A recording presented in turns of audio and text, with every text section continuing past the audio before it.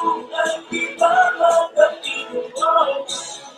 ang iyong kasamang kaibigan sa ating kapapagpayan. Magkasangga tayo, magkasangga, magkakapit, magkasangga, magkakapit.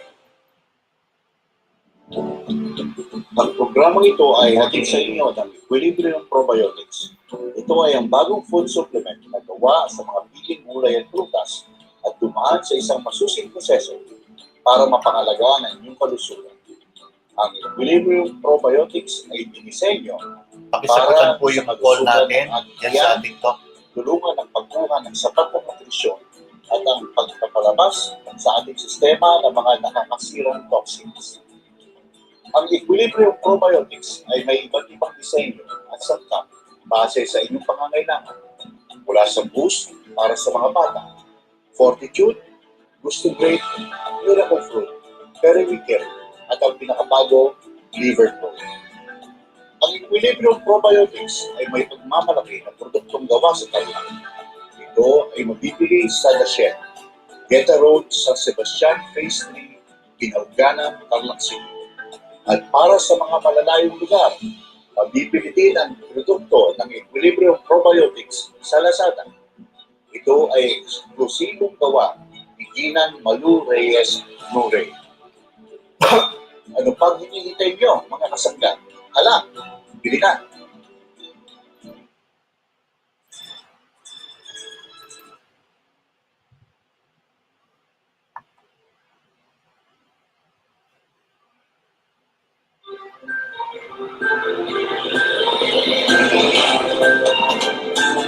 MSB Kape at Balita sa Umaga. Hatid sa inyo ni Kuya Dong.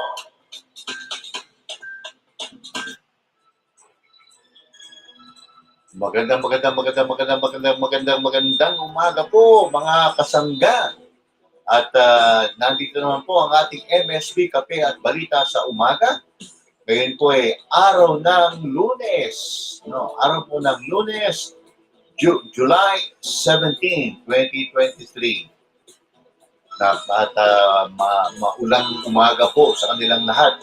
Napakaano po ngayon, napakalamig na umaga po. No?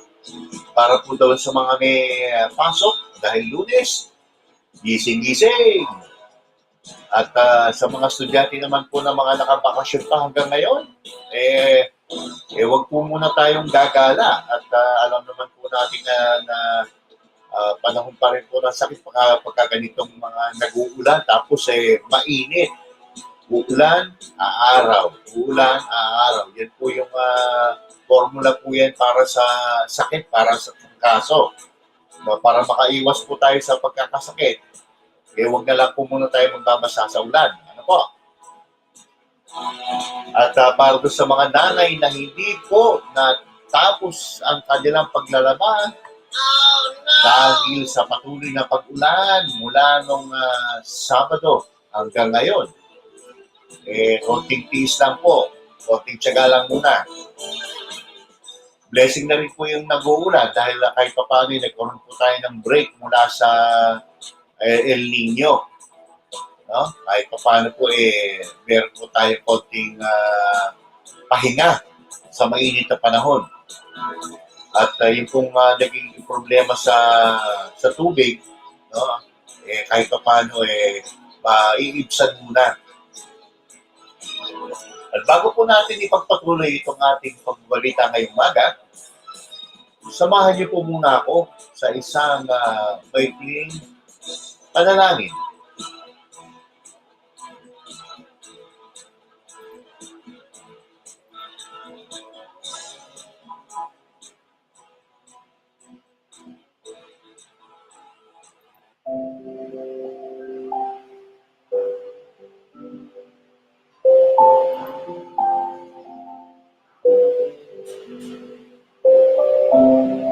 Sa ngalan ng Ama at ng Anak ng Espiritu Santo.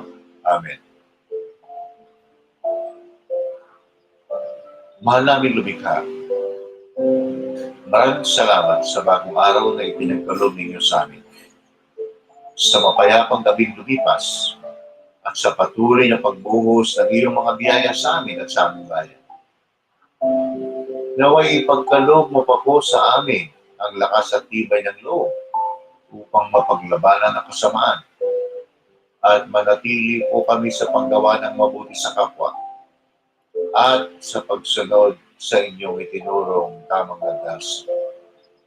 Lahat ng gawain namin, inaari namin sa iyong anak na si Jesus, ng Panginoon.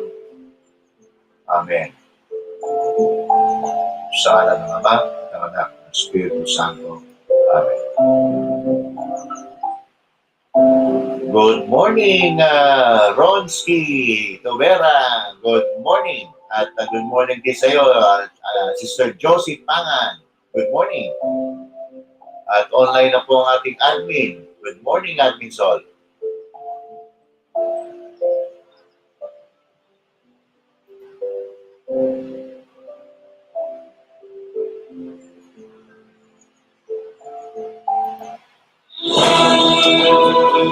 Moving on to our summary of headlines for today. And here are our top stories. Maynila leaves water interruptions. LPA outside PAR may develop into typhoon. May bagong bagyo. DOH to entice nurses to work in government.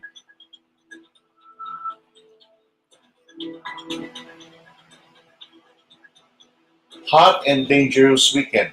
US bakes under relentless heat dome.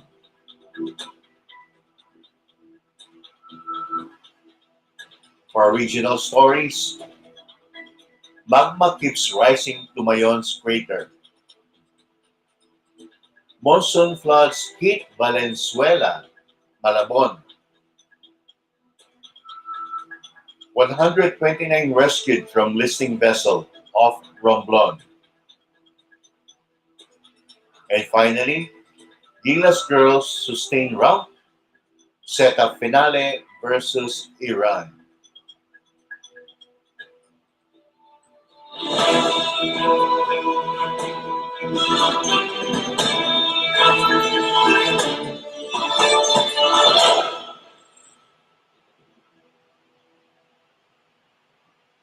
Ingat-ingat na lang sa biyahe ron, ha? Nag-uulan. Ingat sa pagmamaneho. Kamusta na lang sa mga tropa natin dyan? And to start off our top story, Maynila lifts water interruptions. Report by Danessa Rivera to the Philippine Star. West Zone concessionaire Maynilad Water Services Incorporated has lifted the daily water service interruptions imposed in parts of its service area indefinitely due to the rains in the past days. Maynilad said the rains brought about by Tropical Storm Dodong helped raise the water level at Ipo Dam. This in turn enabled the West Zone concessionaire to get its required 2.4 million liters per day from the Ipo Dam portal, despite lower releases from Angat Dam. We will provide an update once the daily nighttime service interruptions will again have to be reinstated, Maynilad said. Last June 12, the water company implemented water service interruptions for 591,000 customers in affected barangays in Caloocan, Malabon, Valenzuela, Navotas, Quezon City, and Manila. The daily service interruptions were limited to the nighttime hours of 7 p.m. to 4 a.m. or 6 a.m. in the affected areas. The service interruptions came after the National Water Resources Board effectively reduced the raw water allocation of the Metropolitan Water Works and Sewerage System, or MWSS, and its concessionaires to 48 cubic meters per second after Angat's water level breached the 180-meter minimum operating level. Maynilad is the largest private water concessionaire in the Philippines in terms of customer base. It is a concessionaire of the MWSs for the west zone of the Greater Manila area, which is composed of the cities of Manila, certain portions, Quezon City, certain portions, Makati, west of South Superhighway, Caloocan, Pasay, Parañaque, Las Piñas, Muntinlupa, Valenzuela, Navotas, and Malamon, and the cities of Cavite, Bacoor, and Imus, and the towns of Kawit, Noveleta, and Rosario.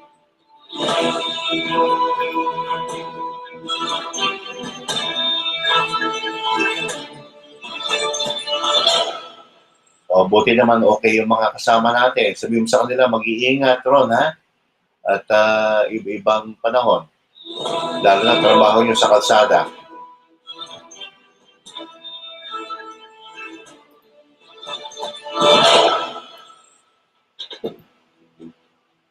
Next on our top stories,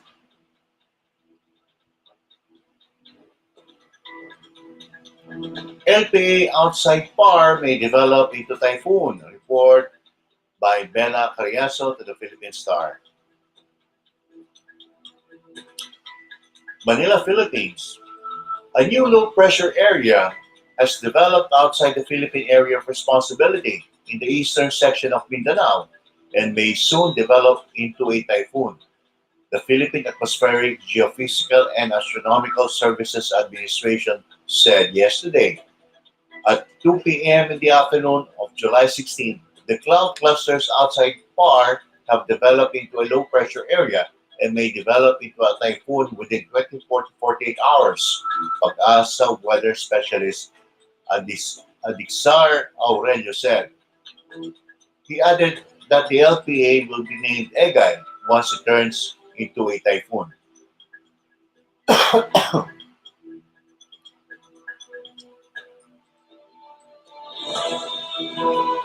Aurelio said that as of 3 p.m. on July 16, severe tropical storm Dodong, or international name Taline, now outside PAR, was located 565 kilometers west-northwest of Lawag City, Ilocos Norte, or 710 kilometers west of Basco, Batanes, and would no longer affect any areas in the Philippines.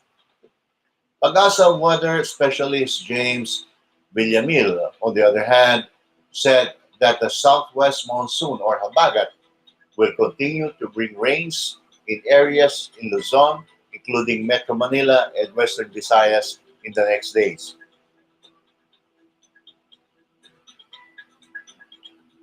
He added that among those expected to experience monsoon rains are Zambales, Bataan, Occidental Mindoro, northern portion of Palawan. Monsoon rains are normally experienced in the afternoon until evening and early morning. There may be a break of rain in the morning and until noon, Villamil added. He said occasional rains will be experienced in the rest of western section of Luzon, particularly in Tarlac, Bulacan, Pampanga, Benguet, and the rest of Mimaropa, Cavite, and Batangas. For the next 2 days until July 18, the entire Luzon will be affected by the southwest monsoon, especially the northern and central Luzon, Metro Manila cities, and Baguio City, he said. Villamil said the new LPA outside PAR will bring rains in eastern and central sections of Visayas and Mindanao. Pag-asa expects 2 to 3 more typhoons this month after Dodo.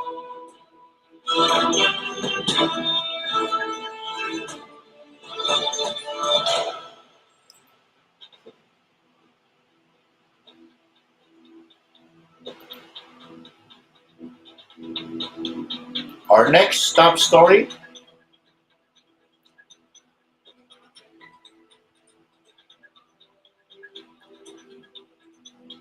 sabihin mo na lang sa mga tropa ron, manood sila para ma-shoutout ko. Yan po yung mga tropa natin sa Northern Builders.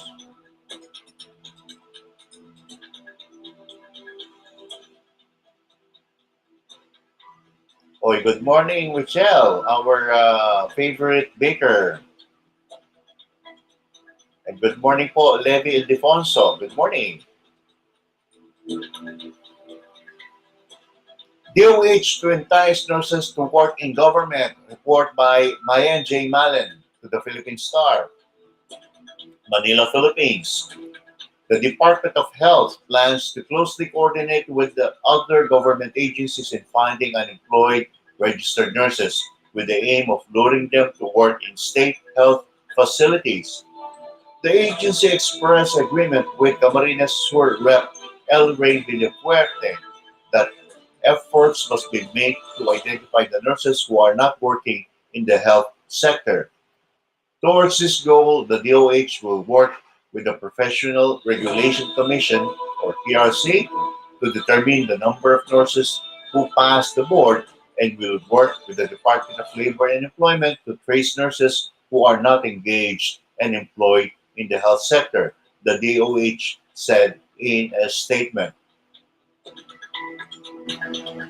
DOH also plans to identify the vacant positions in government health facilities and will map these vacancies relative to the nursing board passers. The identified vacancies for nurses shall be mapped out in all regions. This will give due advantage to them that they are geographically closer to their residences as well, the DOH noted. The agency further vowed to spearhead the conduct of job fairs, not just in central office in Manila, but in all centers of health development to ensure that those who can apply shall be able to submit their resumes. We will work to increase the salary for nurses and push for other benefits for healthcare workers, the DOH added. William Puerte previously reported that there are about 124,000 licensed and registered Filipino nurses who are jobless, underemployed, or are doing non-related work.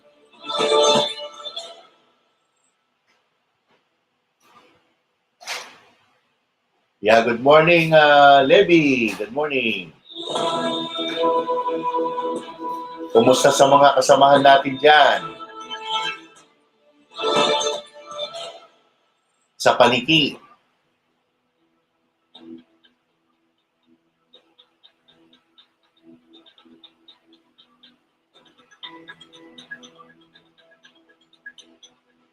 Oh, good morning, Marlisa. Good morning.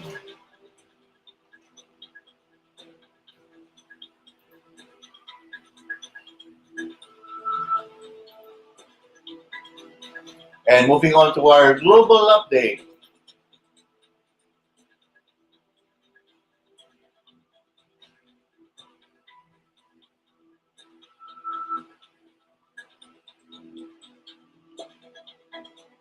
Hot and dangerous weekend. U.S. bakes under relentless heat dome. Report from Agence France Press to the Philippine Star. Los Angeles, California, United States. Brutally high temperatures threatened tens of millions of Americans Saturday as numerous cities brace to break records under a relentless heat dome that has baked parts of the country all week. The National Weather Service warned of an extremely hot and dangerous weekend, with daytime highs routinely ranging between 10 to 20 and 20 degrees Fahrenheit above normal in the U.S. West.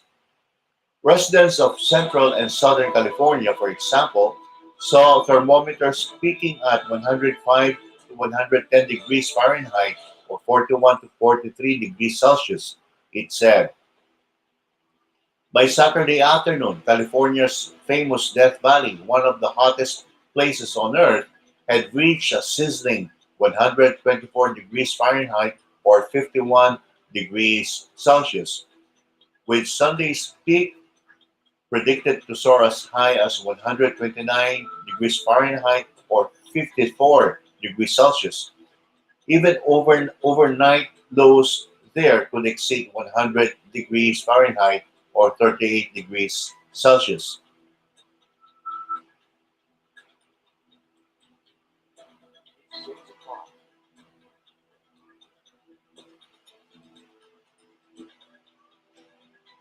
The heat is forecast to remain anchored over the west for the weekend, growing hotter in the south by early next week. Authorities have been sounding the alarm for days, advising people to avoid outdoor activities in the daytime and to be on the watch for signs of dehydration, which can quickly become fatal in such temperatures.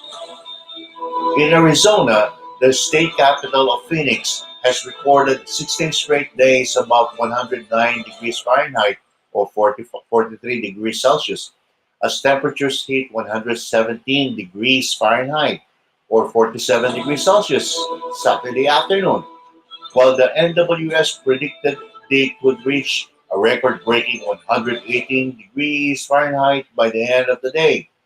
According to NWS, Phoenix is likely to register its hottest week on record by its 7-day temperature average.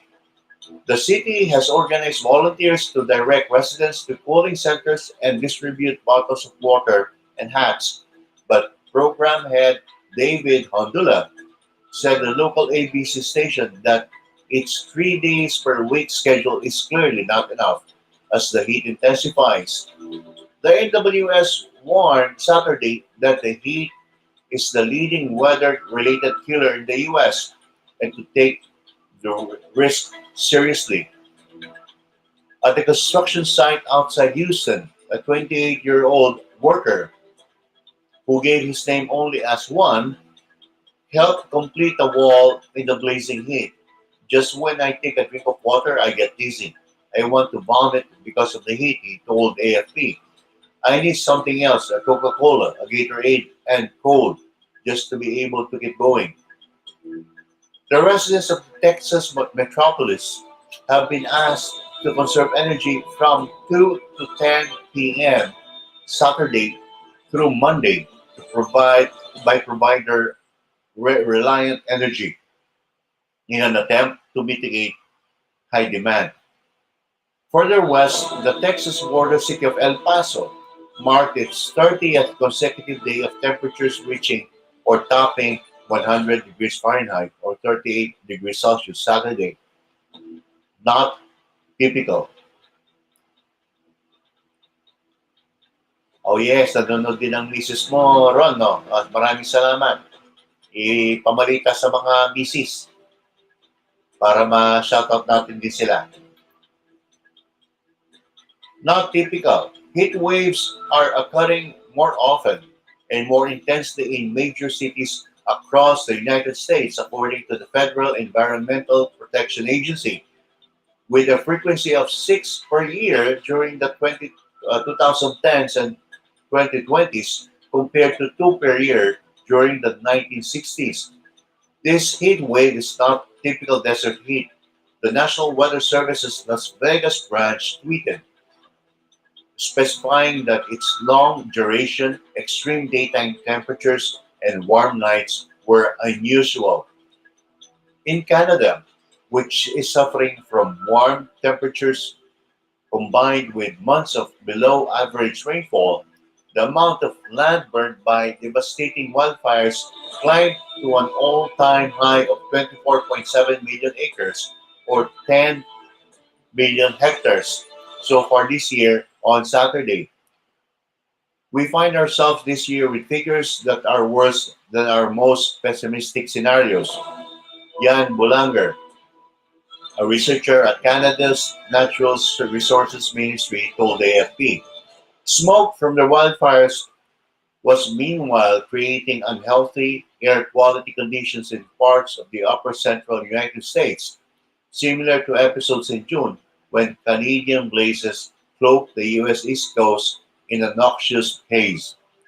While it can be hard to attribute a particular weather event to climate change, scientists insist that global warming, linked to humanity's dependence on fossil fuels, is responsible for the multiplication, and intensification of heat waves in the world.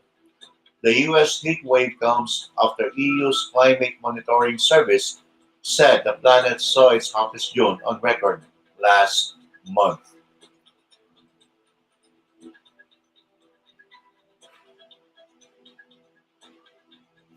Mas mabuti kaysa nakaraang linggo. Uy, sana naman mag-improve pa, Levi, no? Sana mag-improve pa.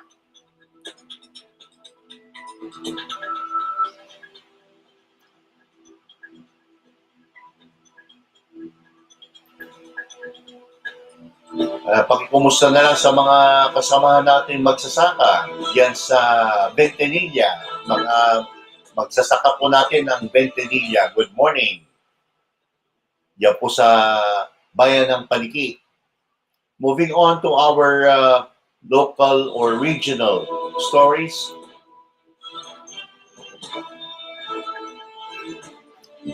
Good morning po sa mga nakaantabay sa TikTok. Pakisagutan na lang po yung ating poll din sa TikTok. Maraming salamat po.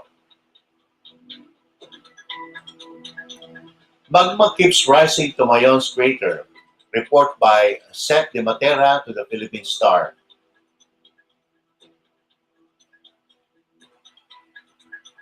Legazpi City, Albay, Philippines. A prolonged lava flow is anticipated in Mayon volcano as fresh magma is continuously ascending to the summit crater, causing very high sulfur dioxide emissions that reach 6,703 tons, state volcanologists said over the weekend. The Philippine Institute of Volcanology and Seismology, or PHIVOLCS, said the emissions were accompanied by 993 rockfall events, 53 volcanic earthquakes, and 15 pyroclastic density currents in the past 3 days.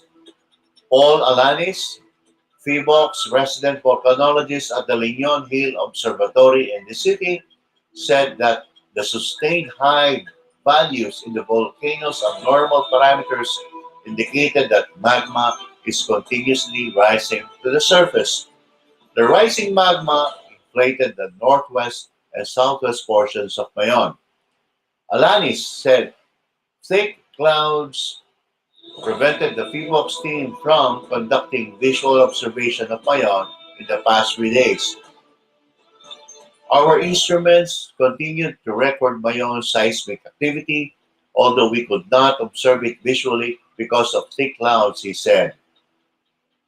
In the past 24 hours, PHIVOLCS recorded sulfur dioxide emissions of 2,989 tons, 270 rockfall events, 9 volcanic quakes, and 3 PDCs. On Friday and Saturday, PHIVOLCS recorded 2,132 and 1,582 tons of sulfur dioxide emissions, 362 and 361 rockfall events, 39 and 5 volcanic earthquakes, and 5 and 7 PDCs, respectively. Alani said the figures could still fluctuate, with high abnormal parameters indicate that Mayon remains in a high level of unrest. PHIVOLCS said that slow lava effusion continued in the past 24 hours, with lava flows stretching to 2,800 and 1,400 meters along the Misi Gully in Daraga and Bonga Gully in Legazpi City, respectively. Meanwhile, Albay Governor Edsel Greco Lagman said there was still no reason to expand the volcano's 6-kilometer permanent danger zone and the possible threat of lahar flow. Lagman said rains in the province have stopped. The rain has stopped in the past 2 to 3 days, and there was hardly any rain felt on Saturday, although we still maintain an alert status, Lagman said. Earlier, PHIVOLCS warned that heavy downpour over Mayon could trigger lava flows or lahar flows. Lagman said at least 5,788 families in 25 barangays located within the 6-kilometer permanent danger zone have been evacuated. This may increase to 7,323 families if we experience a complex calamity or typhoon as well as the present abnormal activity of Mayon, he said, with additional reports from Bella Cariaso.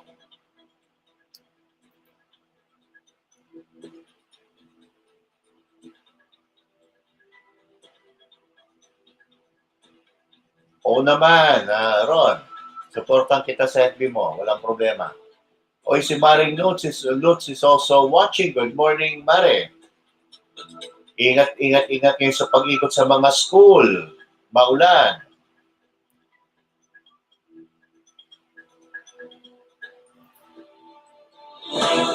Continuing with our regional story,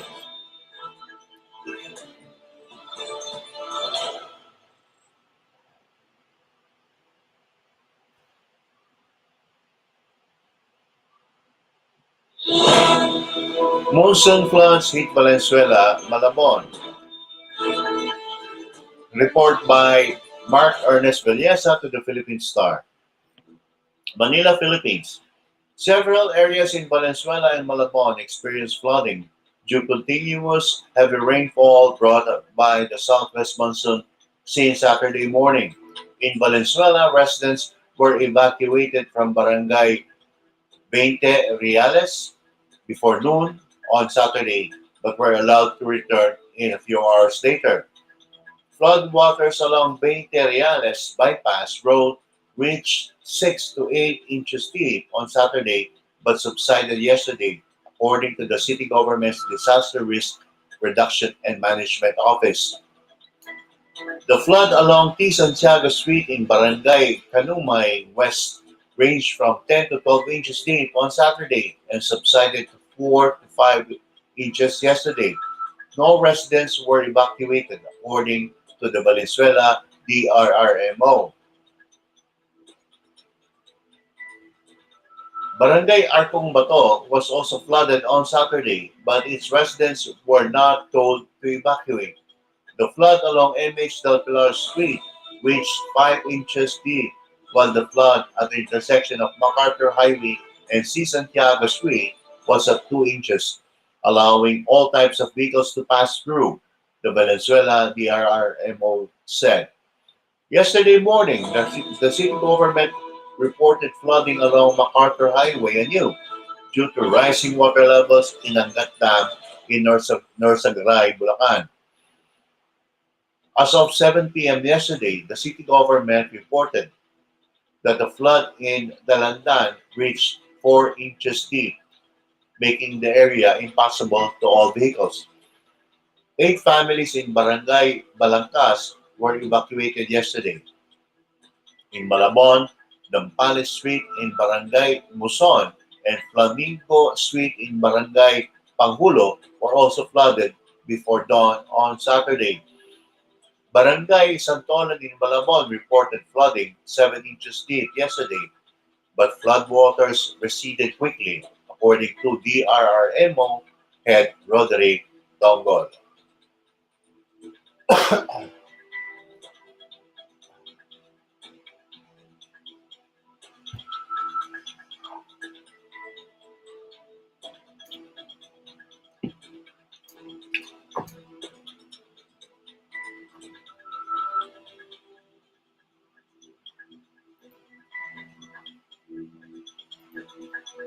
Moving on to our next regional story.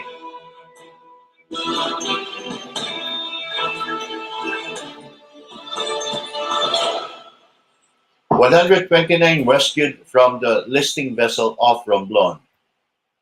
Report by Evelyn Macairan to the Philippine Star. Manila, Philippines.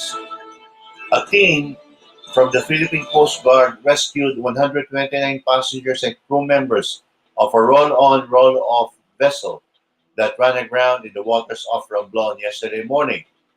PCG spokesperson Rear Admiral Armand Balillo said that 93 passengers and 36 crew members of motor vessel Maria Helena were transferred to a lifeboat at around 3 a.m. Aside from the PCG man, personnel of other boats that were in the area helped the passengers and crew members transfer to the lifeboat. The passengers and crew members were brought to the nearby barangay Nasunugan in Bonton Town, where they underwent medical checkup. Everyone was found to be in good condition, the PCG said. The rescue team arrived at the scene of the accident located 100 meters away from the shore of the village at around 1 a.m. As of 10 a.m. yesterday, only the Helena's captain and quartermaster remained on board to monitor the vessel. The Helena, owned by Montenegro Shipping, was headed to the port of San Agustin in Tablas, Romblon from Lucena, Quezon Province. Aside from the passengers, the vessel was also carrying 16 rolling cargoes. The PCG station in Romblon received information about the incident from a certain Christian Vergara, whose relatives and friends were on board the Helena. Elmo Sumukol, skipper of the Helena, told the PCG that the tire of one of the rolling cargoes exploded. The explosion destroyed the ropes that secured the cargoes. The cargoes were detached from their positions, causing the vessel to list. Sumokol said the sea was calm and there were no signs of cracks or holes in the ship's hull. The vessel has approximately 21,000 liters of fuel left. The PCG Marine Environmental Protection Group is preparing to respond in case of an oil spill occurs.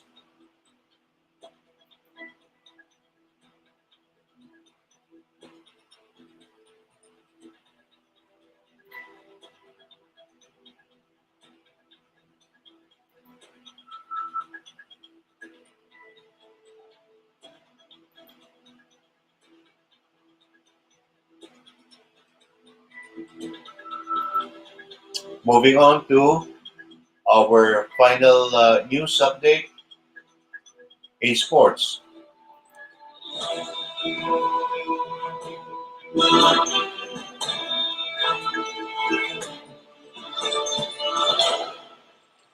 Gilas girls sustain romp. Set up finale versus Iran. Report by John Brian Ulanday to the Philippine Star. Manila, Philippines.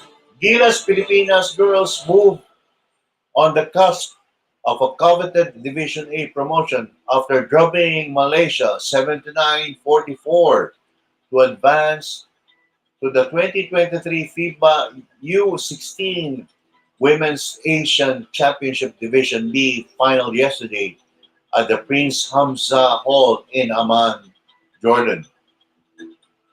Ava Fajardo fired 20 points to show the way for Gilas, which will play Iran in the finale early today for Division B supremacy and a ticket to the Elite Division A. Iran subdued Hong Kong 64-58 with the other semifinal pairing. Sister of Gilas women, ace guard Ella Fajardo, added 10 rebounds, 5 assists, 2 steals in an all-around outing in only 24 minutes of play. Maria Cristina Lapasaran and Ariel Star de la O chipped in 10 points apiece for coach Pat Aquino, and his Wards were now a step closer to Division A after failing short last year.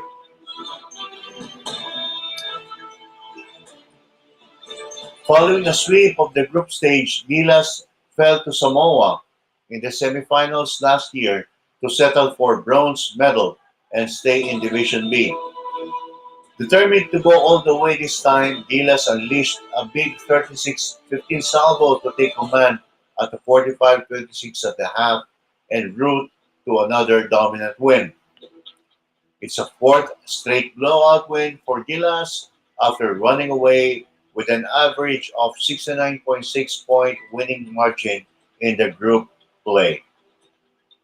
And that concludes our top stories for today.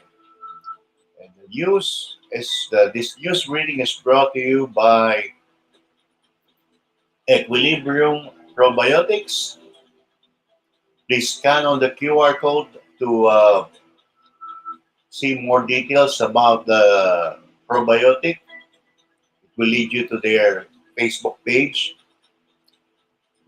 And the Shed Cafe, please scan the QR code to see their Facebook page.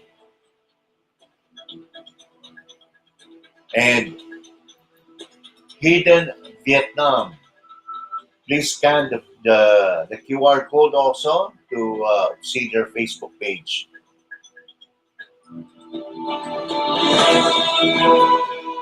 And finally, we would like to invite everybody who are playing badminton to please join the first Magkasangga para sa AITA badminton tournament. This is a play for a cause. To see more detail about, to get more details about play for a cause, please scan the QR code and it will lead you directly to the Facebook page of Smash Point Sports Center.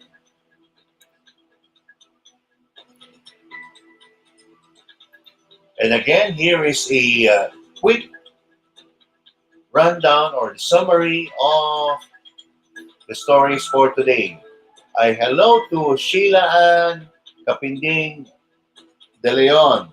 Thank you for joining me this morning.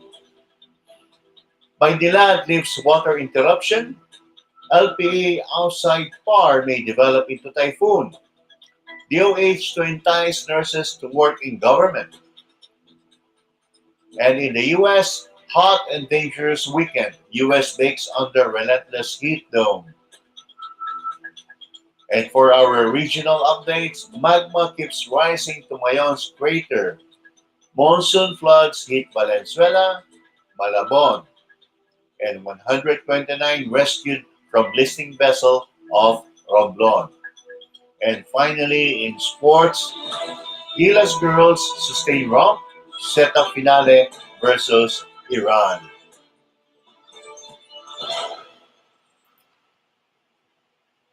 Again, doon sa mga sumubaybay po sa ating ngayong umaga, good morning po. Kila Ron Tubera at sa kanyang esposang si Marlisa. Kay Josie, thank you Josie for watching. Kay Admin Sol for assisting me this morning.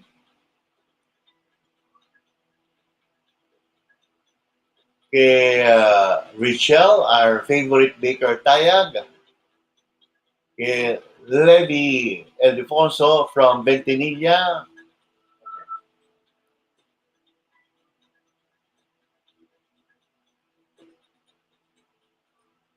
Kay Maring Lutz, Bitog. At kay Sheila De Leon. Good morning. At si Ate Cho. Good morning, Ate Cho. Thanks for joining me this morning. Time check, it's 6:23 a.m. with more time to spare.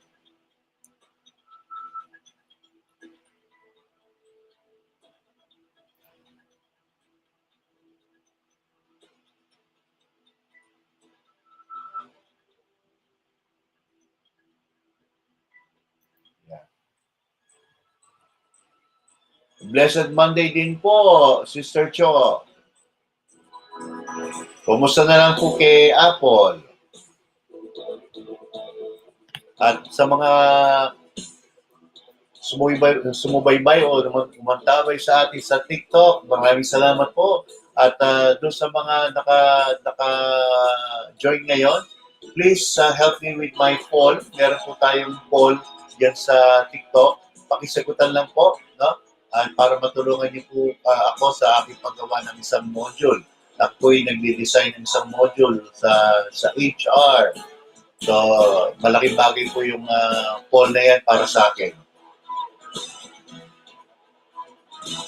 At again, ito pong Monday morning natin ay maulan. At meron pong bagong LPA na low pressure area na nagde-develop. At magdadala pa po ng patuloy na pagulan ang monsoon. So, ang southwest monsoon. So, ano po tayo? Mag-iingat po tayo ngayon, no? Doon sa mga kasamahan natin gumagayak na para magtrabaho. Please wear yung kung may mga jacket kayo, may mga raincoat kayo, kung may mga botas kayo or waterproof na sapatos, suotin na po muna at magdala-dala po muna ng payong. Huwag po tayo magpapabasa sa ulan at alam naman po natin na uso ang sakit ngayon. Wala po tayong karapatang magkasakit, lalong-lalo na sa mga naghahanap buhay. Sa hirap po ng buhay ngayon, sa mahal ng bilihin, hindi po makakatulong yung madadagdag pa sa pambili natin ng pagkain, yung pagbili ng gamot. Diba? Bibili mo pa ng gamot. Pagkain na nga lang, bibili mo pa ng gamot. So ano po tayo, mag-iingat po tayo. Iwas-iwas po sa sakit. At kung gusto niyo manatiling healthy, meron po tayo ng Equilibrium Probiotics na produkto po dito sa Tarlac.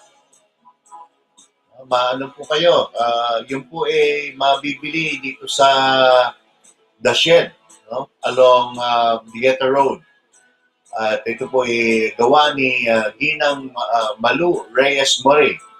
At para naman po doon sa mga nasa labas po ng Tarlac, mabibili po ang Equilibrium Probiotics sa Lazada. Paki-search lang po Equilibrium Probiotics.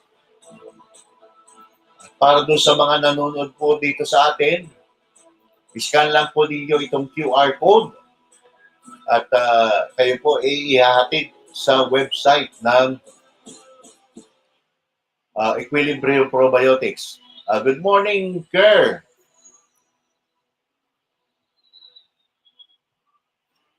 Kasama namin si Sister Mai sa pag-organize sa Brother Kerr.